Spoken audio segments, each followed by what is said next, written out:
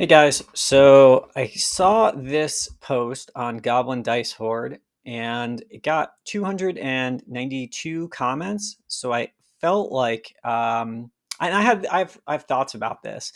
Um, so I thought I would read it and then reply my thoughts on what I would recommend you do if you run into this problem.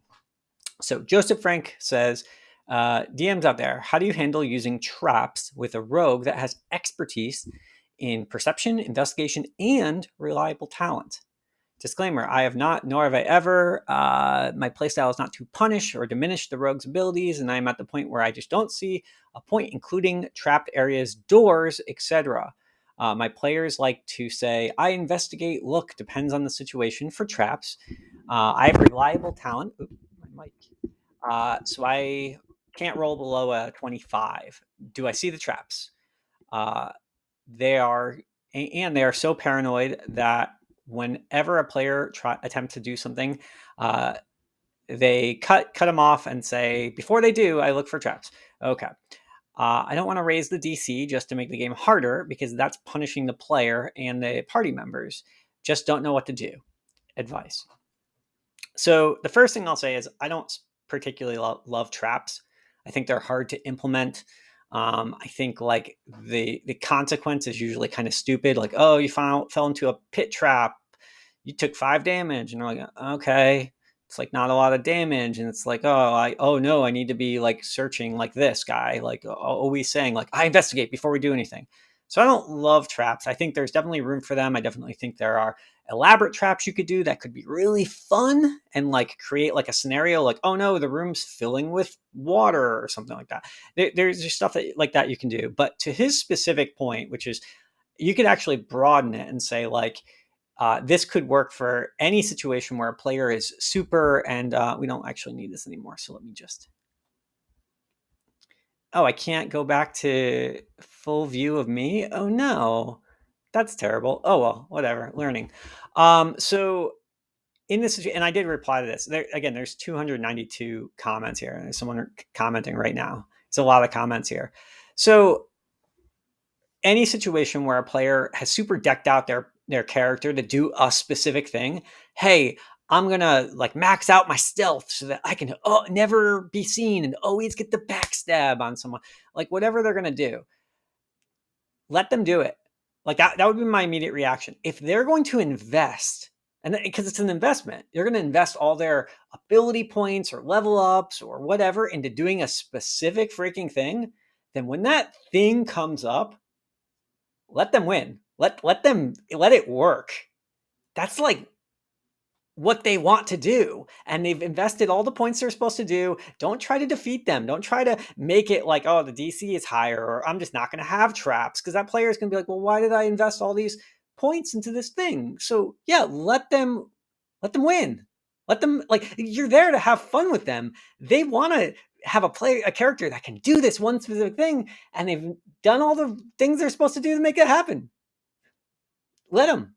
If a player like if a player plays a barbarian, you don't turn around and say like, they have this like really beefy, tanky character. I'm gonna make everybody like double hit points that or rather hit harder so that it negates their damage resistance. No, you just like they have a tanky character. That's how it works. So you should do that with these skill checks and stuff as well.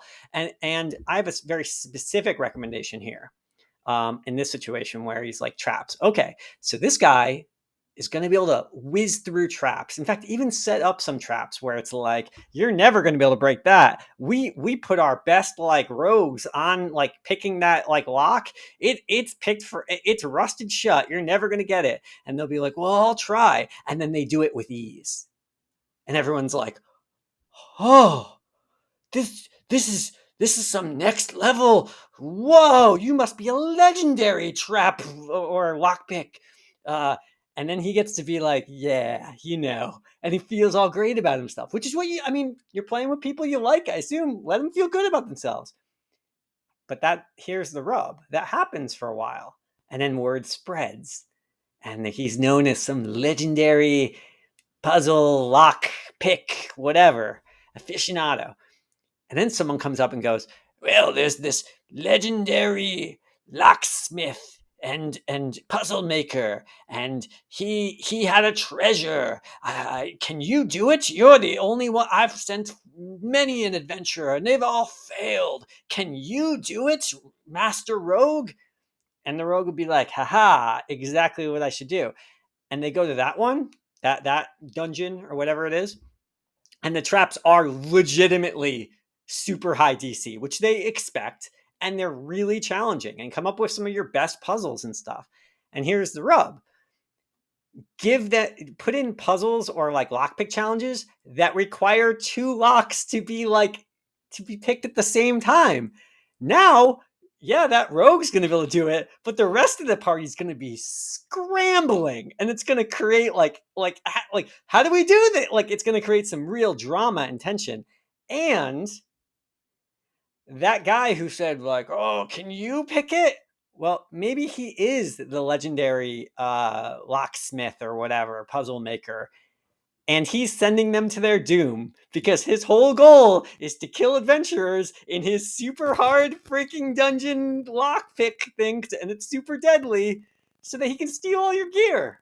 Or maybe he's testing someone to be like, I wanted to see if anyone could because they would be the perfect person to do this other quest for me. I don't know. It could, but there could be like a turn of events there. So not only is the dungeon itself really fun and challenging, and they know it, and so they're not going to feel like, oh, you just artificially pumped up the DC, because they're going into it knowing like, no, this is going to be like, we only got this because we've solved all those other easy things. This is the real deal, and there's going to be some kind of like trick about it that's going to be fun and a revelation at the end of it.